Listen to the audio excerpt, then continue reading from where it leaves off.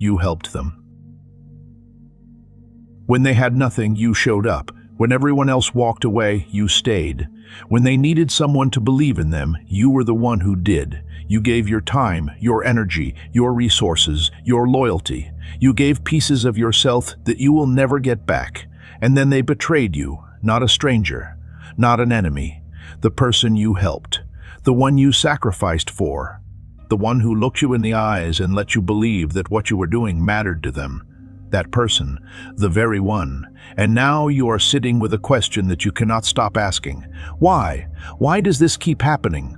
Why does this keep happening? Why does helping people always end the same way? Why does kindness seem to invite betrayal rather than prevent it? Friedrich Nietzsche had the answer, and it is not comfortable, but it is the truth. And on this channel, truth is the only thing we trade in. Stay with me. Nietzsche believed that most of what human beings do for each other is not as pure as it appears on the surface.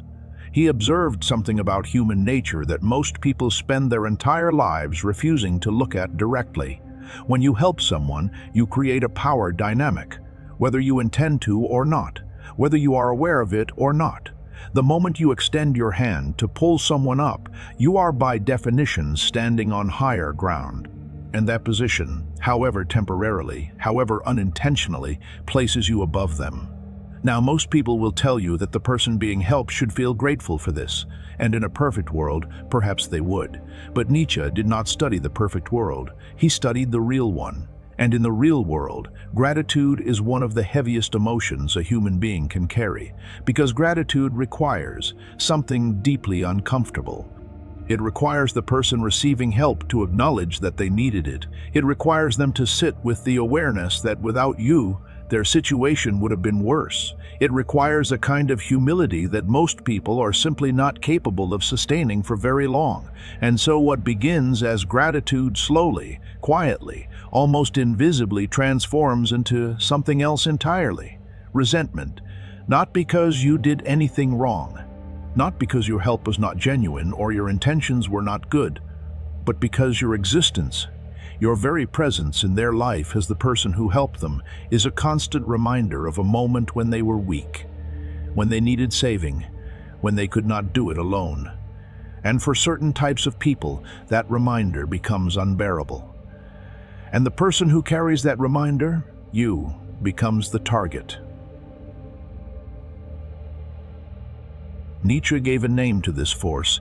He called it resentment, a deep, festering, internalized resentment that the weak carry toward those they perceive as stronger or more capable than themselves. He observed that people who cannot achieve through their own strength, who cannot rise through their own effort, who cannot compete on the open field of ability and will, these people do not simply accept their position, they reframe it. They construct an internal narrative that protects their ego from the truth of their own limitations.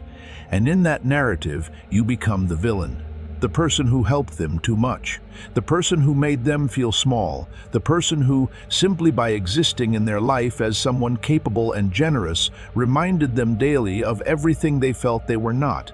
This is why your help was not repaid with loyalty. This is why your kindness was not met with gratitude that lasted. This is why the people you invested in the most deeply are sometimes the first ones to turn against you when the opportunity presents itself. They did not betray you because you did something wrong. They betrayed you because in their minds, betray you was the only way to finally feel free from the weight of owing you something they could never fully repay.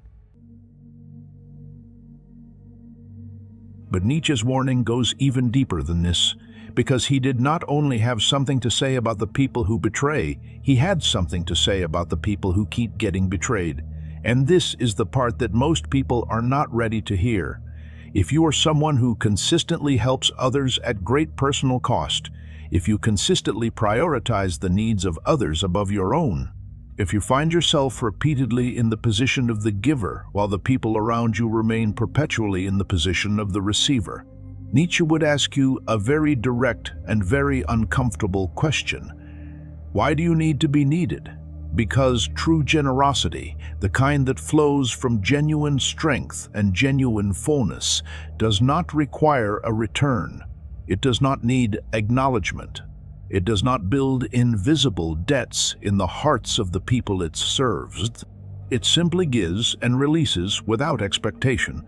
But the kind of helping that leaves you feeling betrayed, the kind that keeps repeating the same painful cycle, that kind of helping is often not as selfless as it appears. It is often driven by something deeper, a need for validation, a need to feel valuable, a need to see yourself as the strong one, the reliable one, the indispensable one, a need to feel connected to people through obligation rather than through genuine mutual respect. And the people you help sense this, even if they cannot articulate it, even if they are not conscious of it. They feel the invisible string attached to your generosity. And that string, even when you were not aware you were holding it, is part of what they are severing when they betray you. Nietzsche was not saying this to wound you. He was saying it to free you. Nietzsche was not saying this to wound you. So what is the answer? Do you stop helping people entirely? Do you close your heart and move through the world in cold self-sufficiency? No, that is not what Nietzsche was pointing toward. What he was pointing toward was discrimination, not in the shallow modern sense of the word, but in the original sense, the ability to discern, the ability to distinguish between the person who is temporarily down and genuinely working to rise, and the person who has made a permanent residence of needing to be carried. The first person is worth your investment, not because they will necessarily repay you in kind, but because their trajectory is upward. Their will is active, their struggle is genuine. And helping someone who is actively fighting to stand is an entirely different act than helping someone who has quietly decided that lying down is more comfortable as long as someone else is willing to carry the weight. Nietzsche believed deeply in what he called the ascending life, the life that is always in motion toward more strength, more capability, more truth, more becoming. And he believed that your resources, your time, your energy, your loyalty, your love, should flow toward the ascending, toward those who are in motion, toward those whose will is alive, even if their circumstances are not yet favorable, not toward those who drain without direction, not toward those who take without transformation, not toward those who take without transformation, not toward those who smile at your generosity while privately resenting the position it places them in. Your energy is not infinite. Your capacity to give without receiving is not infinite, and treating it as though it were is not generosity. It is self-neglect, dressed in noble clothing. Here is what changes when you truly absorb this truth.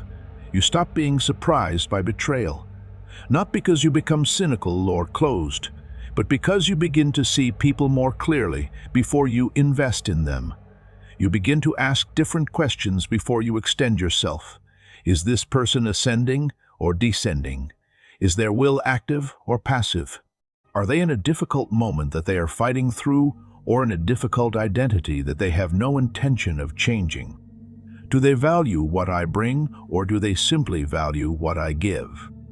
These are the questions that Nietzsche's philosophy equips you to ask, and the answers, if you are honest enough to hear them, will save you from years of cycles that always end the same way. You also stop carrying guilt about who you choose to help. Because once you understand that indiscriminate generosity is not a virtue but a vulnerability, you can make choices about your investment without shame. You can say no without feeling like you are failing someone. You can step back from a relationship that has been consuming without producing and call it wisdom rather than abandonment. And perhaps most importantly, you begin to recognize the rare person, the person who receives your help and rises, who meets your generosity not with resentment, but with genuine forward motion, who does not need to betray you to feel free because they never felt imprisoned by gratitude in the first place, because they were already on their way up and your help simply accelerated something that was already moving. Those people exist. They are not common, but they exist. And Nietzsche's warning is ultimately designed to help you find them by first helping you stop wasting yourself on everyone else.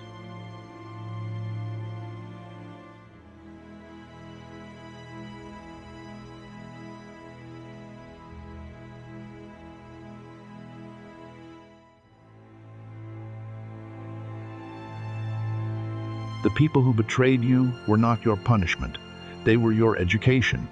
Every betrayal carries inside it a lesson about who you were before it happened, about what you were seeking through your giving, about what you believed generosity would protect you from, and about what you deal generosity would protect you from, and about what you now need to understand about the nature of the people you choose to invest in going forward. Nietzsche did not believe in victimhood. He believed in transformation.